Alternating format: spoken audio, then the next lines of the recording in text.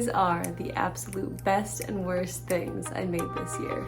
At the bottom of the list, this project started as a red dress from the thrift store that I tried to alter to look like this Reformation two-piece set. After a lot of cutting, sewing, and adjusting, I finished and wore it to a wedding over the summer.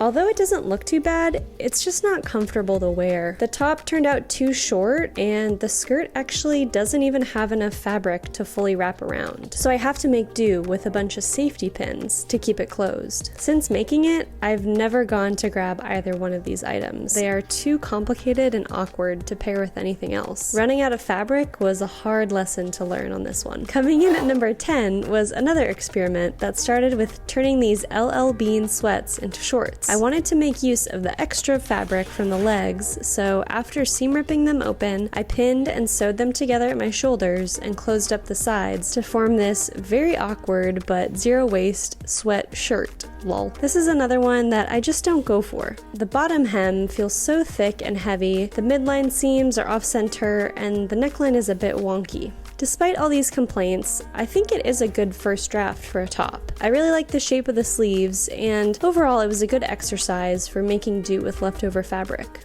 These trousers come in at 9 on the list because although they look pretty good, they just do not fit right. This project was my first time using a pattern. Since it was vintage, the listed sizes are different from the sizing used today. I realized that partway through, but decided to keep going and make it work. The final product doesn't really fit me comfortably, but I feel really proud of how much my technical sewing skills increased from this project. So even though I don't wear them out, I love what these trousers represent. Number 8 this year is a dress that started out as a pair of pants.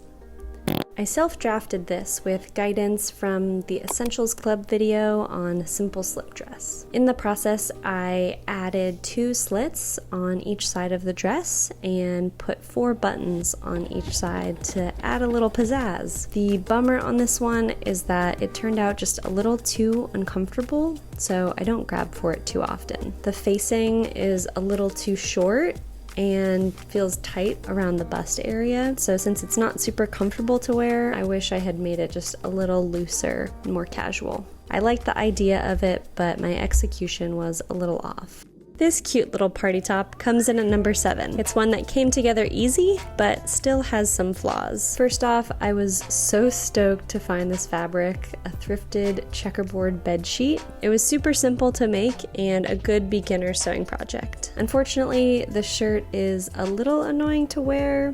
The straps are just a hair too long and the poofiness doesn't always flatter based on the outfit, so I don't grab it too often. But it is a fun one. If I get around to adjusting the fit of the straps, I think it could be more of a favorite and more consistent in the rotation.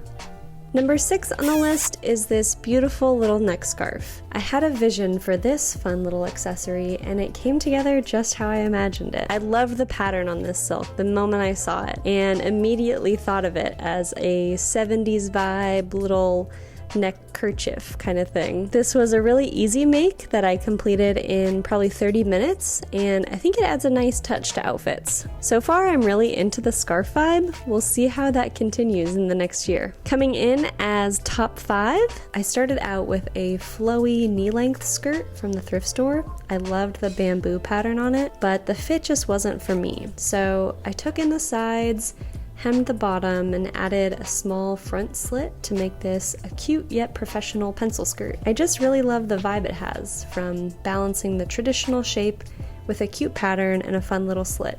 Such a win! I'm so glad I was able to update this skirt and give it a new life. It's the true gift of sewing!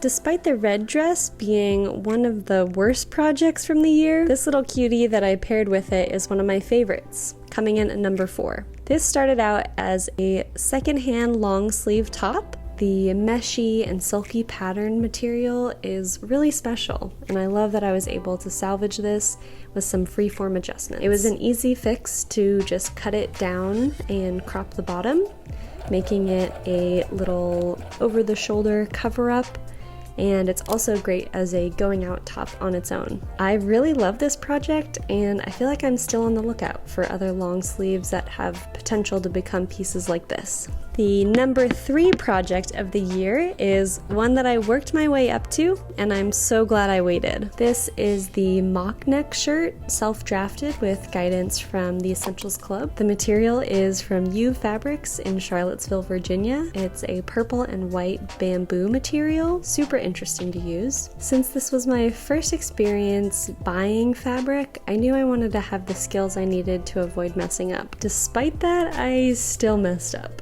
So it definitely happens. The front panels were drafted from another turtleneck, but I made them slightly too narrow.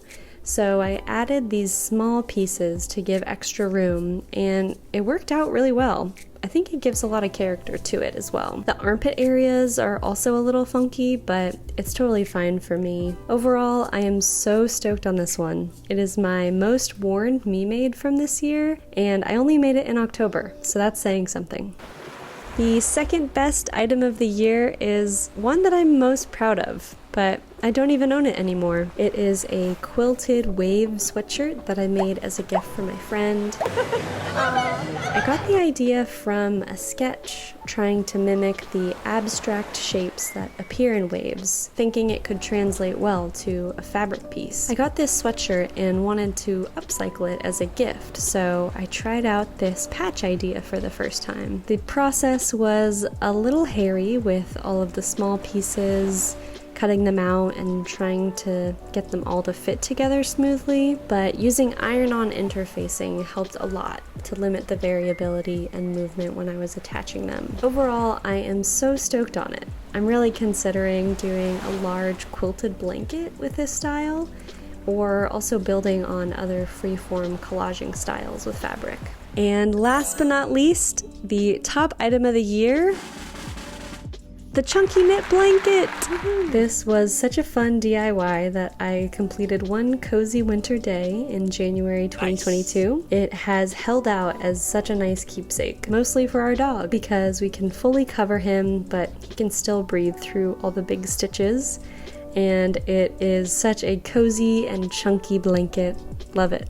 Overall, I'm so proud of my progress from this year, including the wins and the losses. Thanks so much for being along for the ride, and I'm looking forward to seeing what comes from this next year. Happy New Year, everyone!